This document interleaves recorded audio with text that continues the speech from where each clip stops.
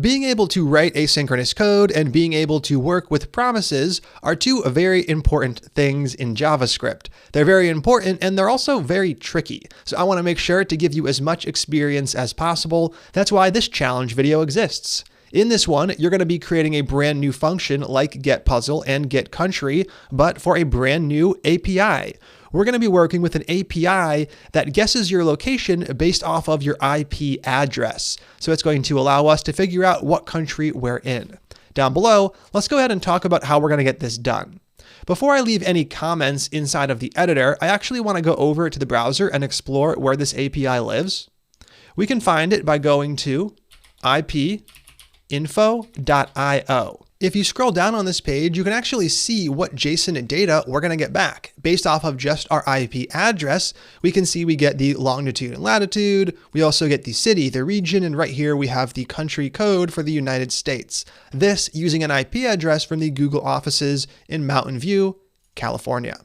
Now this API is not open. That just means we do have to sign up for an account and authenticate ourselves in order to make these requests. That's common with most APIs. There are not a lot of APIs that are completely open like the REST countries one is, or the puzzle generator, which I created. Now there is a paid plan for this API for more complex use cases, especially if you're making a lot of requests. For our purposes, if we're just testing things out and messing around with how technology works, they have a free tier. We can make 1,000 requests a month, and to get through this course, we'll probably be making 5 or 6 requests.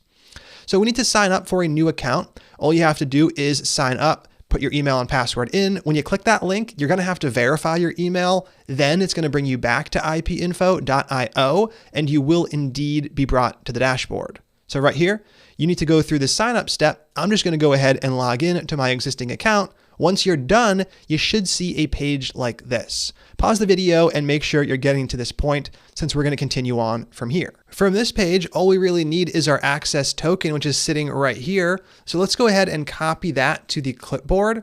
You can copy it. And now what we're going to do is pull up a URL in our browser, the endpoint for ipinfo.io.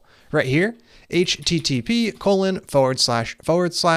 That's ipinfo.io/JSON. Then we have to use the token we just copied to the clipboard as a query parameter. So after the question mark, we set token equal to whatever value we just copied from the clipboard. If we go ahead and visit this URL, it's going to try to find the location for us based off of our IP. Right here, it nailed it. I am indeed in Philadelphia, Pennsylvania in the United States.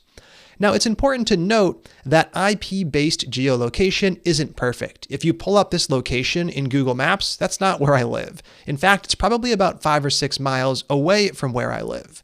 So the city might not be correct, but typically the region is, and almost always the country is. And that's what we're interested in here, is actually being able to figure out which country someone's living in.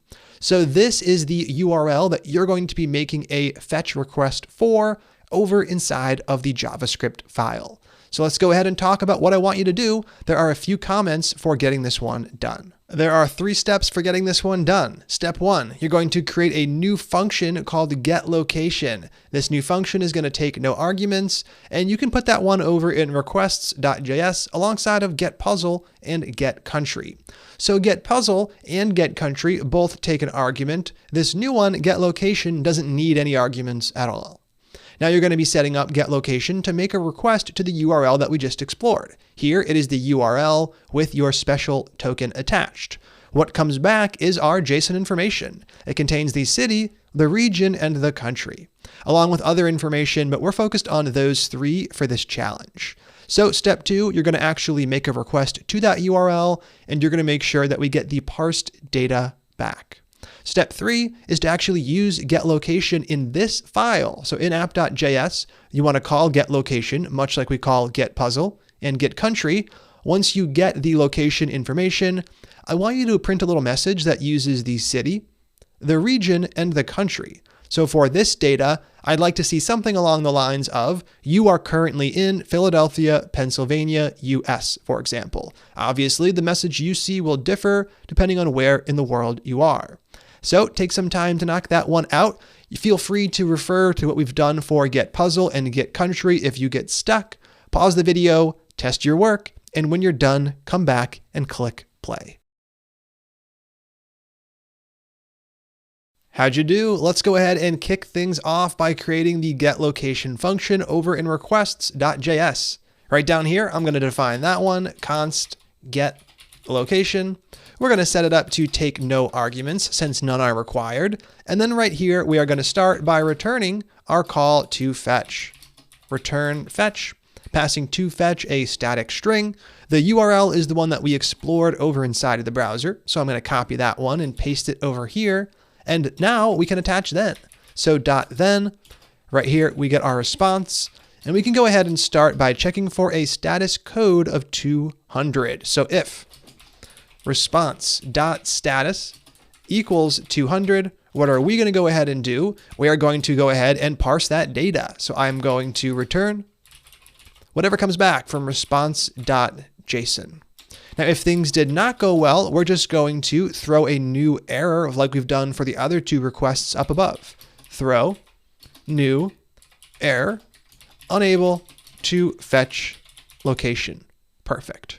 So now that we have this file in place, we can actually make use of getLocation over in app.js, and that is step 3. Steps 1 and 2 are done. Steps 3 is to call getLocation.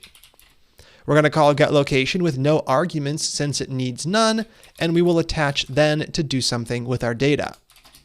Now for this function, our success handler, we get access to the location object. So I'm going to call that location right here.